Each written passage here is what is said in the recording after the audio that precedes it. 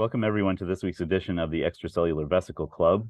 Today we are going to be hearing from Buenos Aires, Argentina, where Paula Pérez is working on inflammation, macrophages, HIV in the group of Matthias Ostrowski. And I am joining you from Europe right now. So I'm actually in Germany, and I was just at a summer course on EVs that's being held at Aarhus University in Denmark. And so Peter Nasum and colleagues had put this together, and it was really quite inspiring to see all of the different things that people were doing, the students in the course were doing with extracellular vesicles, with cells, manipulating cells, making EVs, even doing proteomics. So it's been a great experience for me, and I'm sure for the students as well. So today we're going to be hearing, as I said, about how EVs can modulate macrophage processes. And before we get started, I just want to remind everybody that we have a chat box. Please put your comments and questions for Paula in the chat box, and then we will allow you to unmute yourselves and also show your camera if you'd like to at the end of the presentation. And I'm sure that Matthias and other members of the lab will chime in as needed to have a great conversation about macrophages and EVs. So Paula, welcome, and thank you so much for presenting to the virtual EV Club this week. Thank you. Thank Ken for this invitation. I'm very happy to have this opportunity to show you our work. And as Ken said, Matthias is also here with the whole team to join for the discussion section. So we are most happy to start sharing our work about EVs and macrophages. I can start sharing the screen. Well, I believe it's okay. So if I will start telling you about this work that we have developed from the last 2 years about extracellular vesicles from human plasma, dampening inflammation and promoting tissue repair functions in macrophages. As you will know, EVs are present in all biological fluids, including blood, but it's not so understand how or what biological functions EVs have, EVs from circulation. In the last years, some studies have shown that circulating EVs may have some physiological functions. For example, they can interact with the NAD plus homeostasis by delaying aging, and also it's been shown that circulating EVs increase during exercise and have other physiological functions, such as helping muscles to adapt to exercise and provoking cardioprotection. Also, in the pathological conditions, circulating EVs have shown to have a role. For example, during chronic inflammation, circulating EVs change and they interact with innate immune cells, provoking the fueling of inflammation. This situation also happens in other systemic inflammation conditions, such as colitis, pancreatitis, and sepsis. So in this case, circulating EVs are helping inflammation to develop and to create an inflammatory state in the condition. However, in this scenario, we wondered, do circulating EVs from healthy conditions may have a role in an acute inflammatory response? This background shows us that EVs can interact with innate immune cells. So we wonder if this situation, like in an acute inflammatory foci, for example, a bacterial or viral infection, could be modulated by the circulating EVs. As you can see in this picture, the main innate immune cells acting on an inflammatory foci are neutrophils and macrophages.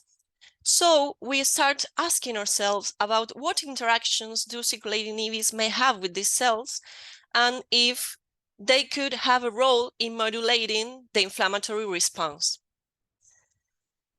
To start thinking about that, let me introduce you about how these cells, and especially macrophages, which are the cells that we are talking about today, act on an inflammatory foci. In this picture, I show you a model and schematic drawing of an inflammatory foci caused by, for example, a bacterial or a viral infection. In the site of infection, monocytes extravasate from circulation and they differentiate into macrophages, which at first they recognize the pathogens and they respond with the inflammatory phenotype, secreting inflammatory cytokines, thus leading to the onset of the inflammation at the site of infection.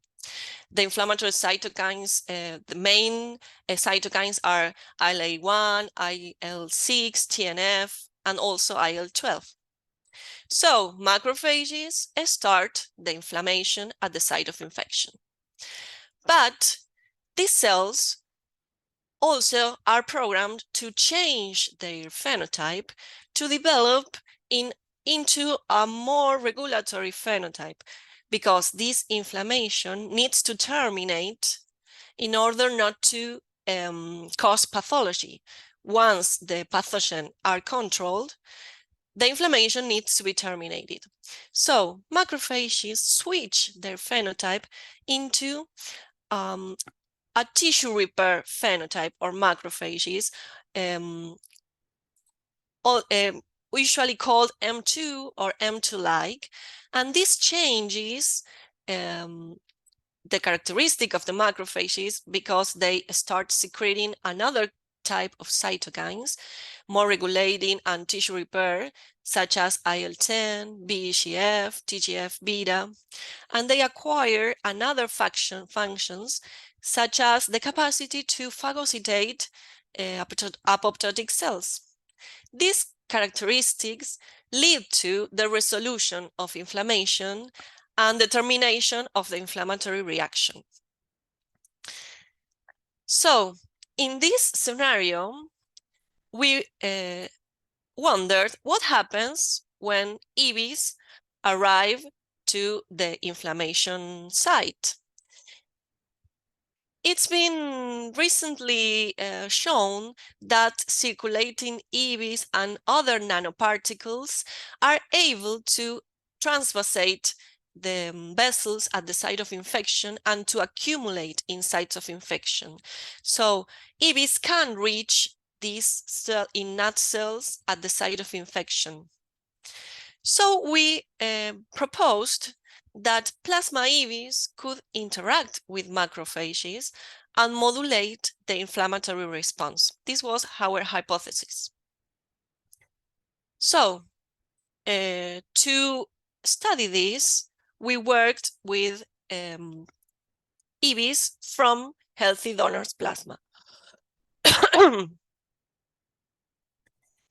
Our material of work were, as I told you, EVs from healthy donors' plasma, which we call plasma EVs or PVs, and we obtained them from blood from a blood sample, separating first the plasma, then the platelets from the plasma, using PGI2 as a platelet inhibitor. And then we use the size exclusion chromatography to isolate EVs from plasma. We then collected the fractions where EVs elute and concentrated them by centrifugation, having our PV suspension in PBS. This was our material of work for the in vitro tests. These EVs were characterized by Western blotting and electron microscopy and also NTA. Now I'll show you the data. When we did the Western blot, these plasma EVs presenting the characteristic tetraspanin markers, CD63, CD9, CD81. They also presented the cytosolic markers, ALIX and HSP70. Here you can see two EV donors in lanes 2 and 4 against the complete plasma from these donors. which was enriched in another proteins not present in the EV preparations, such as ApoB100 and ApoA1, which are proteins coming from lipovesicles, and the immunoglobulin G, which was present in the plasma. They were not enriched in our EV preparations, so we could see by this Western blot that our preparations were highly pure. We also analyzed them by electron microscopy, and we saw that the morphology of these EVs was cup-shaped. It was typical from extracellular vesicles. And we did the particle study with an NTA, and we found that their size was about 150 nanometers, and the concentration was about 240 million particles per milliliter of plasma. With these preparations, we then prepare our in vitro experiments. Our experimental design to study the modulation of PBs on macrophages was the following.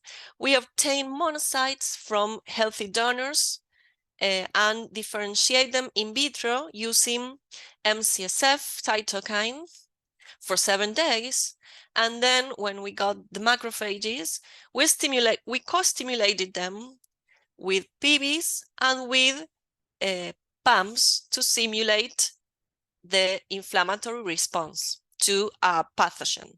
We used Resikimod, which is a viral pump analog, and LPS, which is a bacterial pump. We left these experiments for 24 hours, and afterwards we did some readouts to measure the inflammatory response. We measured cytokines IL-6, TNF, and IL-10. And to study the tissue repair functions of macrophages, we did gene expression, we did the phagocytosis assay, and also angiogenesis assays. So now I'll go on showing you the results from these experiments. So at first, we studied how was the inflammatory cytokines response of these macrophages co-stimulated with Resikimod and EVs.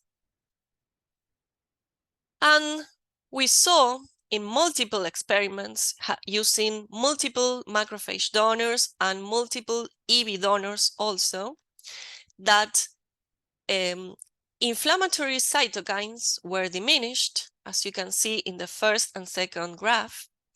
IL-6 and TNF were diminished. And on the contrary, IL-10, which is a regulatory cytokine, an anti-inflammatory cytokine, we saw that this cytokine was augmented. This response, we evaluated with a dose with crescent doses of EVs, and we saw that there was a dose dependent of these responses on the EV stimuli.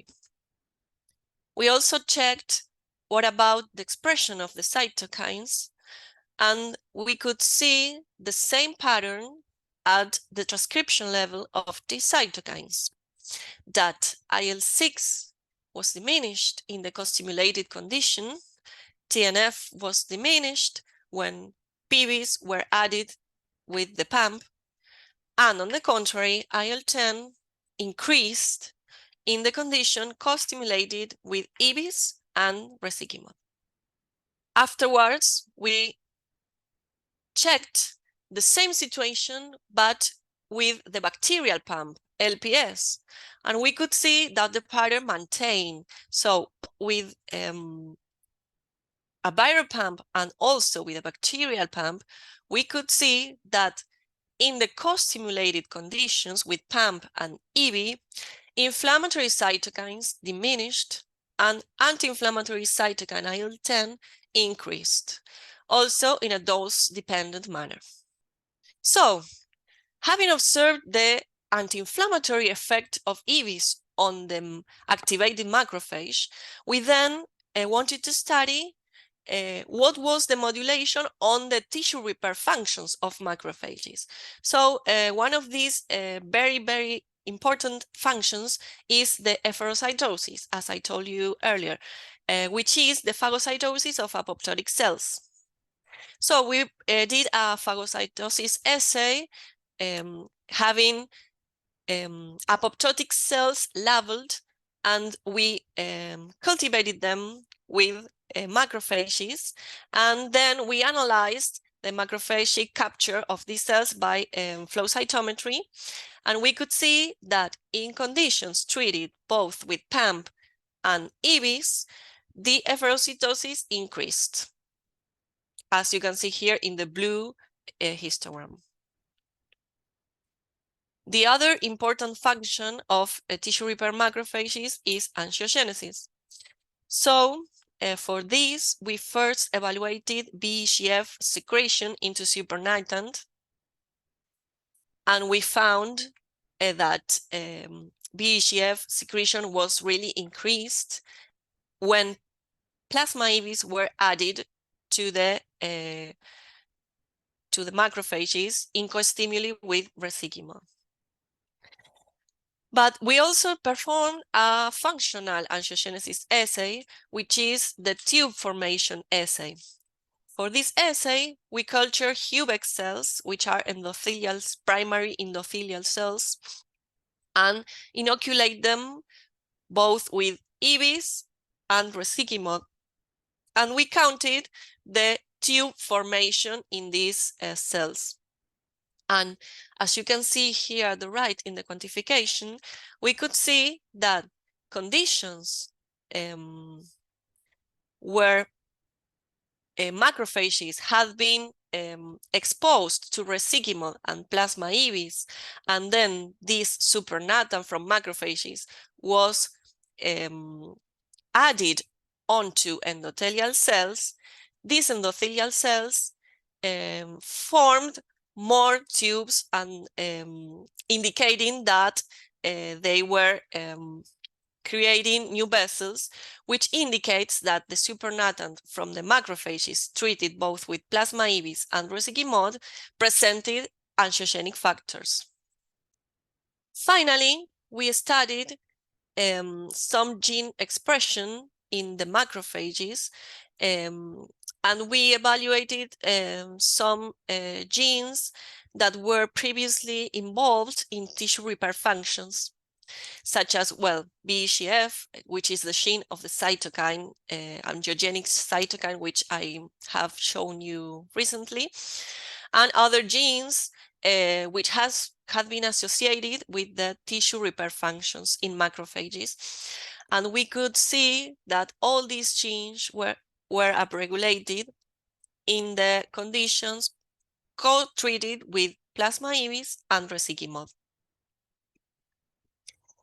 This gene signature had been observed in this reference in macrophages treated with PEG2 and PAMPs.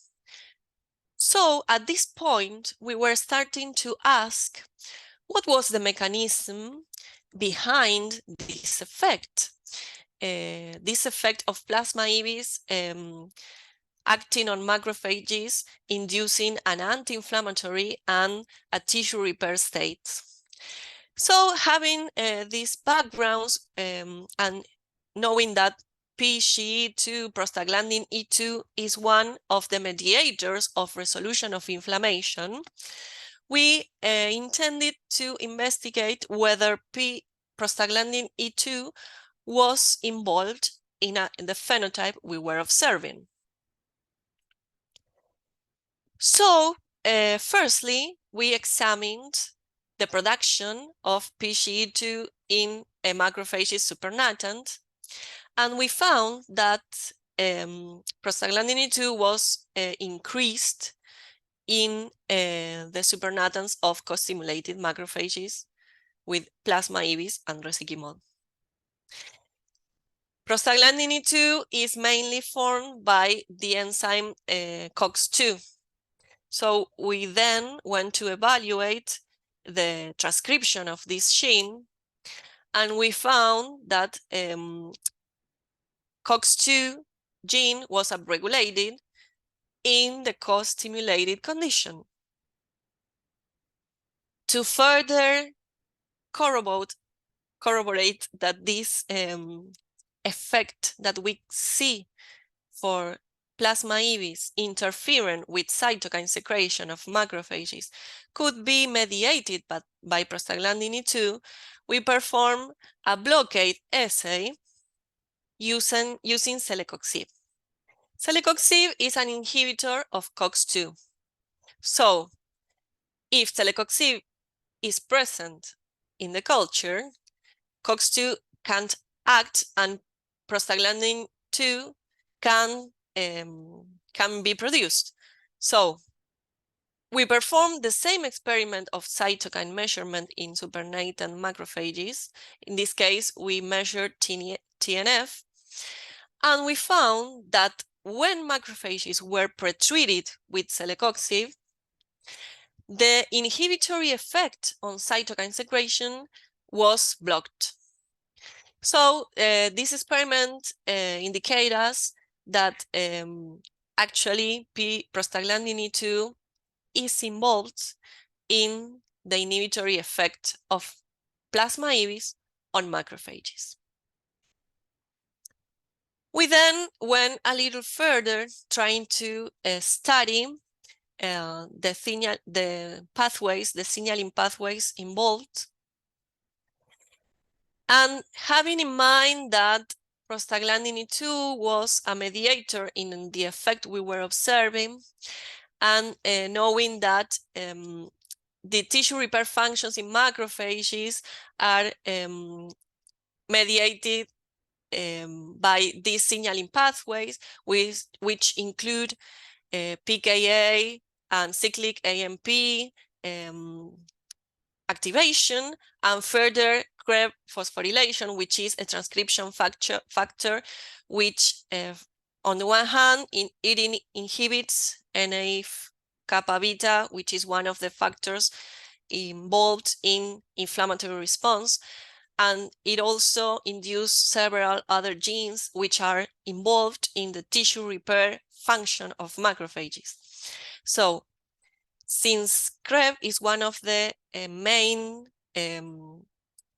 signals or factors involved in the phenotype of tissue repair macrophages, we studied if this pathway was on or was activated in our model. So we, by Western blot, we observed the phosphorylation of the factor CREB in a time curve, and we found that the phosphorylation of CREB is higher and is sustained when the macrophages are co-treated with the pump and with plasma EVs. So we believe that this mechanism, this signaling pathway, can be involved in the induction that plasma EVs do on macrophages to promote a tissue repair phenotype on these cells. On the other side, I show you in the introduction that monocytes arrive to the site of infection and they differentiate into macrophages. So we also wanted to study if plasma EVs arriving to the site of infection could have an impact on this process of differentiation from monocytes to macrophages. So we did a different set of experiments where we inoculate freshly purified monocytes with plasma EVs, and we left the culture to proceed with MCSF for up to 5 days to differentiate into macrophages. And then we measured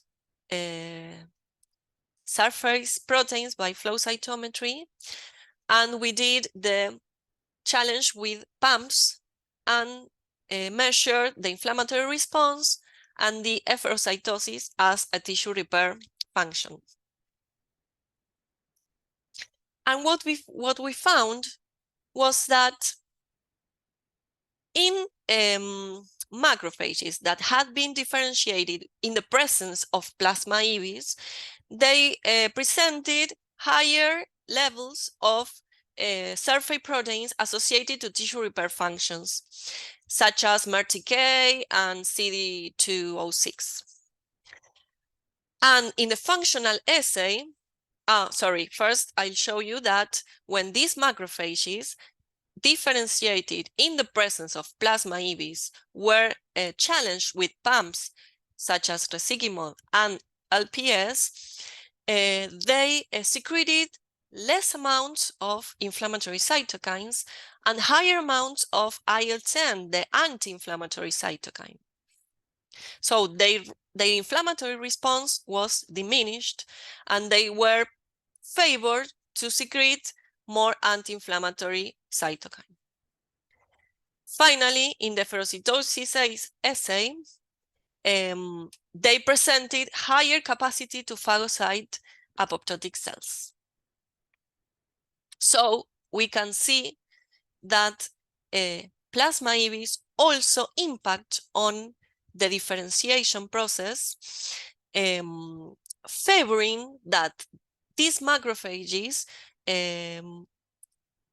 have more enhanced tissue repair functions, and they have an anti-inflammatory profile. So, to conclude, in this work that we studied about how plasma EVs modulate macrophages, we found that EVs may have an homeostatic role on these cells, like as immunomodulators, enhancing the transition from inflammation towards resolution, as you can see in this graph. At the left, there is the inflammatory macrophage, which recognize pumps, which activate the inflammatory pathways, and which secretes inflammatory cytokines. At the right, you can see that when plasma EVs contact these cells, they favor all the functions and the characteristics related with a tissue repair or M2-like macrophage.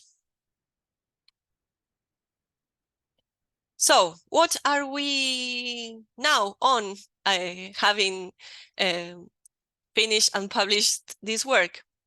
So as I told you at the beginning, macrophages are one of the cells involved in the inflammatory foci, but the other cells are the neutrophils.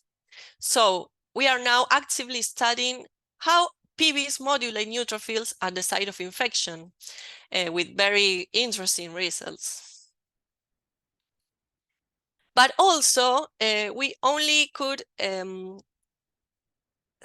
start in this work a little about the mechanism involved in PB modulation, because as you know, extracellular vesicles, they have many molecules that could have biological functions. So we still want to study what are the molecules and cellular mechanisms involved in the modulation of immune cells by plasma EVs. And finally, are these results reproducible in an in vivo model of local inflammation? For this work, we only performed in vitro ex vivo studies, but we would like to see what happens with, for example, in mice when they receive an intravenous administration of plasma of EVs and having developed a local site of inflammation, we would like to study how circulating EVs reach this site of inflammation and interact with innate immune cells and modulate them if this occurs, of course. So this is what we are on now. And to finish, I would like to thank the whole team which make possible this work, and our funders. And of course, I would like to thank all of you. Thank you very much. Well, thank you, Paula, for this very nice presentation. Very, very clearly communicated. And Thank you. I'm now going to allow people to unmute themselves and start their videos. And just a reminder, if you had not put your question or your comment into the chat box, you can go ahead and do that now. But we already have quite a few questions that have come in. And so some people do not have the microphone, so I will ask the question for them. Others do have their microphone, so I will just call on you, and when I call on you, go ahead and turn things on. So we'll start out with my institutional colleague, Norm Howie, who has a few questions here in the chat box, and I'll start with the one about the doses. So I see that several people are asking some questions related to the dose. So what was the dose? How did you decide what you were going to do in terms of dosing? The dosing. Yeah. Well, in previous experiments, it's a very difficult decision, you know, but we try to normalize to the volume of plasma. And as I show you, we saw a linear response with the amount of EVs. With increasing amount of EVs and the cytokine response. So for our first experiments, we used the EVs coming from 2 milliliters of plasma to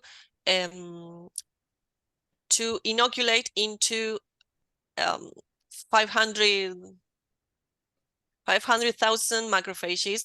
These were our initial experiments. And from that on, we then did dose response, and we saw that we were like in the middle of the dose response.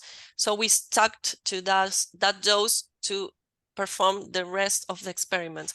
I mean, we used the readout of the cytokines to understand if we were like in the middle of our response. But it was mostly, you know, experimental, the dose we reached.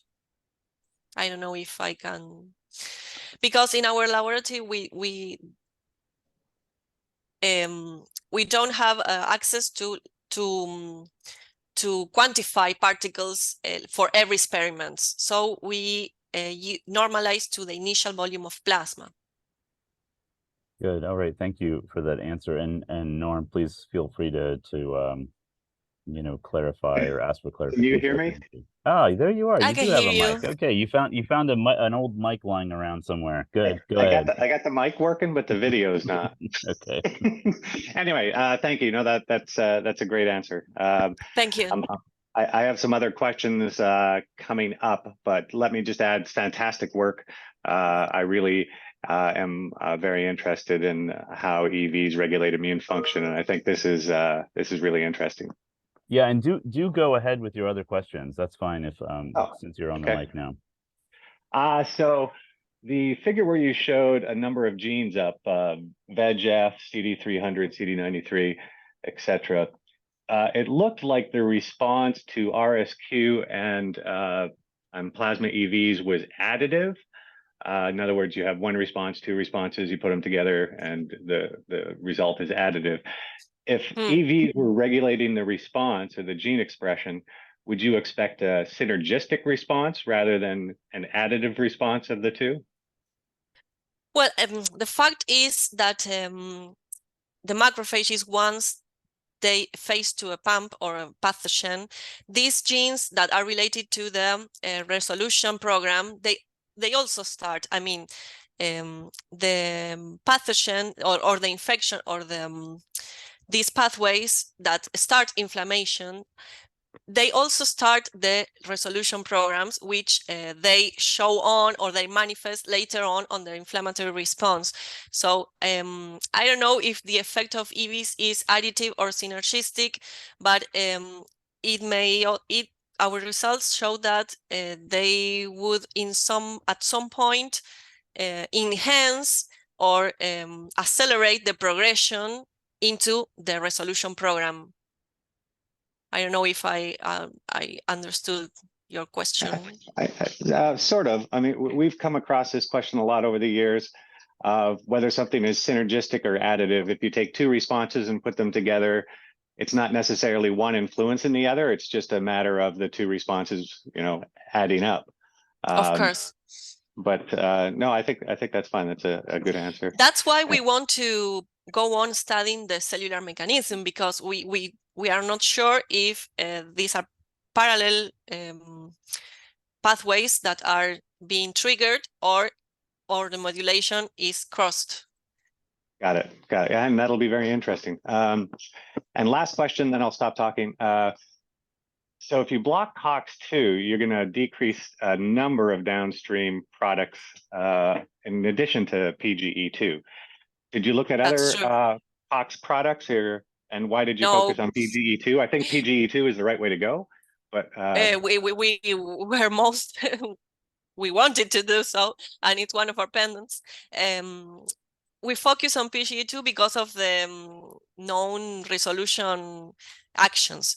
But of course, there are other prostaglandins that are involved, both inflammatory and anti-inflammatory. So it's more complex than it appears. And of course, they need also to be tested, and perhaps the study of another lipid mediators is very interesting to understand what other mechanisms are involved in this control of plasma EVs on the activated macrophages.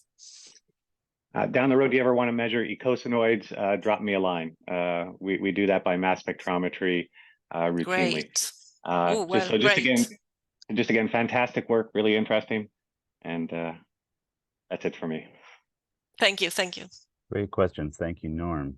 So there's a lot of interest in how we store our EVs and the effects that might have on therapeutic outcomes. So Hamida Sultana, would you like to ask your question?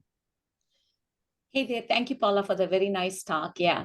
Hi, so Hamida. my question to you is, thank you. Yeah. So my question to you is, for all your functional assays, are you using freshly prepared EVs? Like you prepare them for the day and immediately you use them in the evening, or you freeze them down and use them in the later days?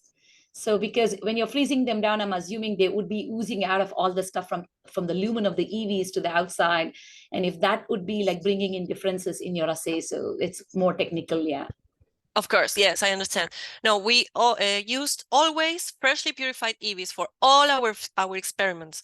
What we routinely freeze is the plasma. So we have our donors, we obtain the blood, we separate the plasma, and we freeze the plasma for short periods of time, like not more than a month or two.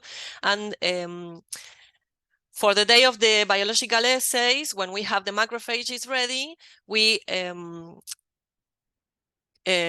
defrost the plasma and perform the sec and the purification of EVs in the same day of the treatment of macrophages.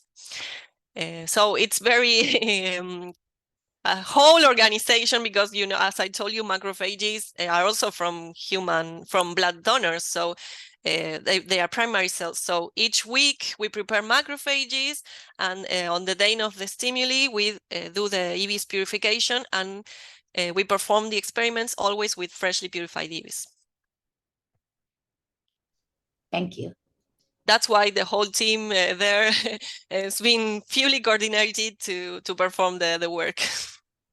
Yeah, it really takes a team to get all those things together, and time courses especially add a lot. Thank you, team.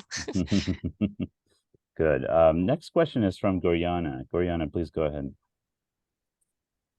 Hi, thank you. Thanks, Paula. Hi. Great work, and congrats on your presentation. Thank you. Speaking about the teamwork, I just have my whole team also isolating EVs and to co-culture, so I understand the struggle. I had a question about this PGI2 that you're adding to your preparations before the SEC. So did you ever test whether this PGI2 would have some anti-inflammatory effect? Because I can imagine it, although you do the SEC afterwards, but EVs are sticky, so maybe I it understand. can also be still there. And did you maybe ever try, because you want to inactivate your platelets, so did you ever consider just removing the platelets by centrifugation or filtration instead of this PGI step? Okay, so PGI2 is actually a compound which easily degrades. So although we didn't test it, we believe that it's not present in the preparations because its half-life is really, really short in aqueous solutions.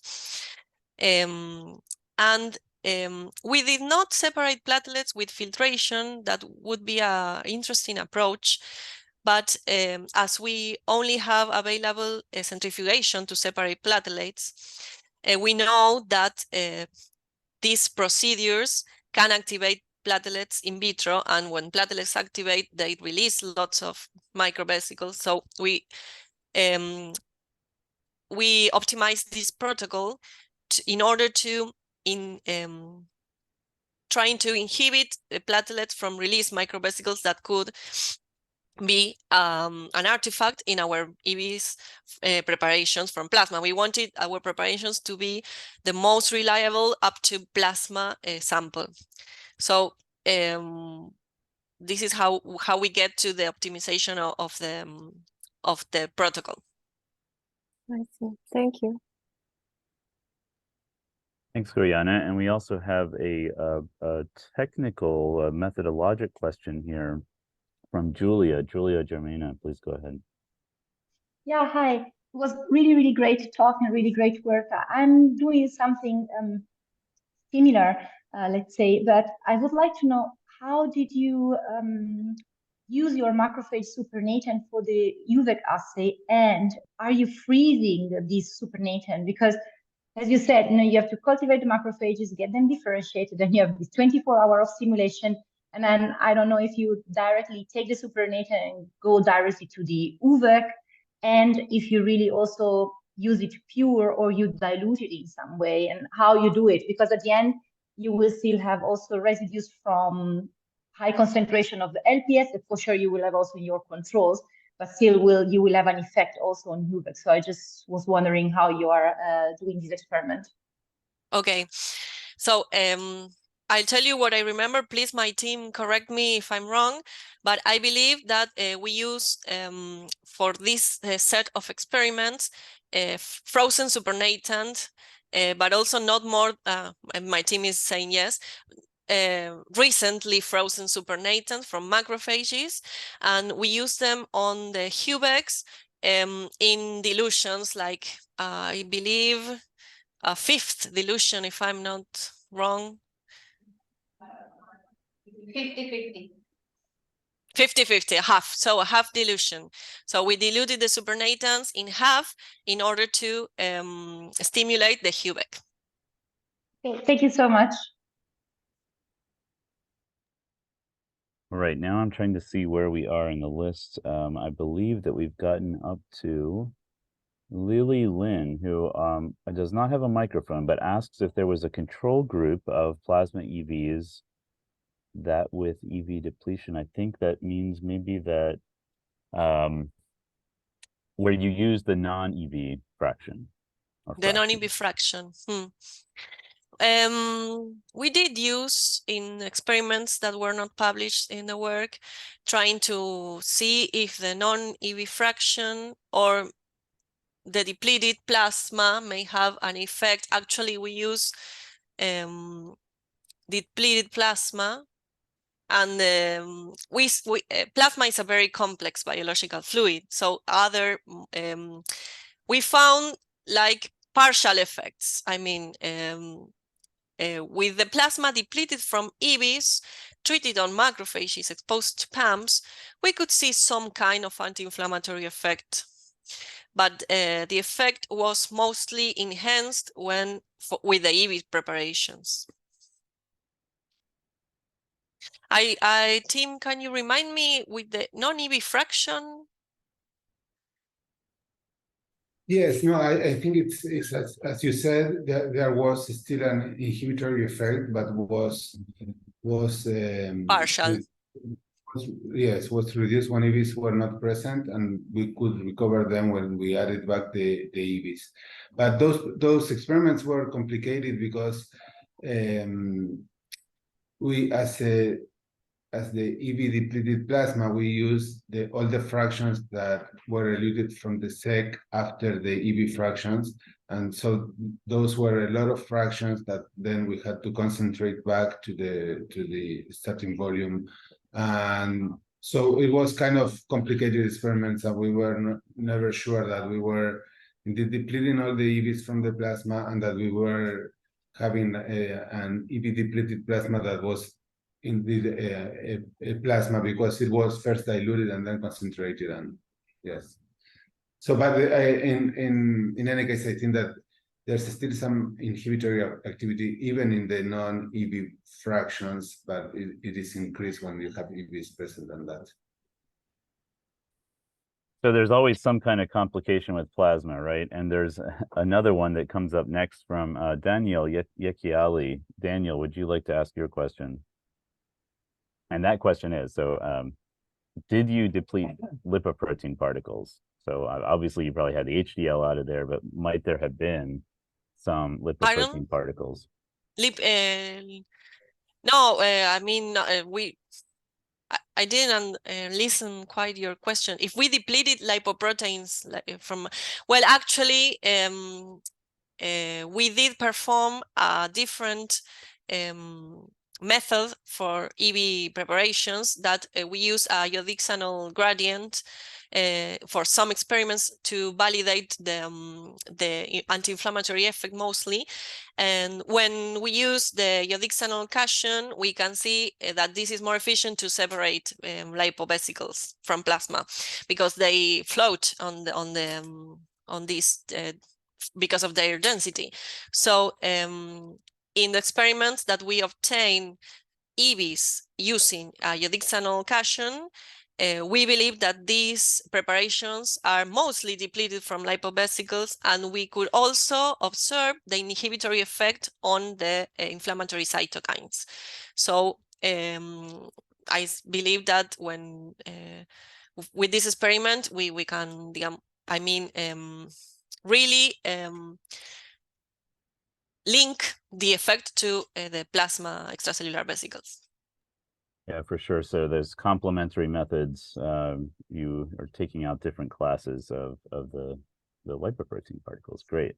And then we have a question from Antonio Marcia. Antonio, your question is not about plants, from what I understand. Oh. Hello, everybody. Hello. Hi. Nice and excellent work. Felicitaciones. Trabajo muy Gracias. bueno. My question was related with the use of plasma EVs from patients, actually not from healthy individuals, but from people suffering from any kind of inflammatory disease. Have you observed any difference, or have you tried that? Well, of course, this is like the following question. And previous work from our laboratory, we used plasma from HIV individuals, which they present a chronic inflammatory state. And these are published results from a few years ago. And we found that those plasma EVs from chronic infected individuals were inflammatory, pro-inflammatory on macrophages. So that's why we believe that plasma EVs have different roles regarding pathology or physiology. And of course, we want to continue studying other pathologies, always relating to immune disorders, such as autoimmunity, or it's very, very interesting to see if this kind of homeostatic action that physiological EVs may have is lost in the pathological condition. Of course, very interesting. It would be also important just to get some of these donors that are healthy now, that maybe some of them could get an inflammatory process or acute inflammatory, get sample from them and see whether they shift from the anti-inflammatory potential to Of course, yes, but because with our background, we think of chronic disorders, but perhaps an acute inflammatory disorder can also change the phenotype of the circulating EVs. And well, during COVID pandemics, we had those hypotheses, And we performed some experiments with plasma from COVID individuals against healthy individuals. But at the beginning of the pandemics, all the patients, when they had a severe condition, they were treated with corticosteroids. So at first we thought that we could use this cohort to study this effect on macrophages, but we couldn't get like clean samples, from pre-treated persons. So it was really complicated, but we had that hypothesis during the pandemics, and we believe that we're going to approach it, of course. Okay, Thank you. Insightful question. Thanks, Antonio.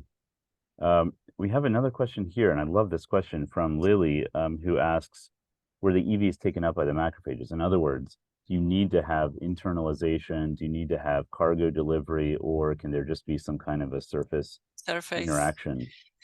It's a really interesting question, and it's also our question, because in these experiments we did not evaluate uptake. It's like a follow-up that we need to perform. But we saw that the effect was really quick. So we are mostly inclined to believe that it's like a contact surface proteins, but I think all the possibilities are. We need to explore it, actually. Yeah, great avenue for some future investigations. Yep. So good. All right. Well, that does bring us to the end of the questions in the chat box.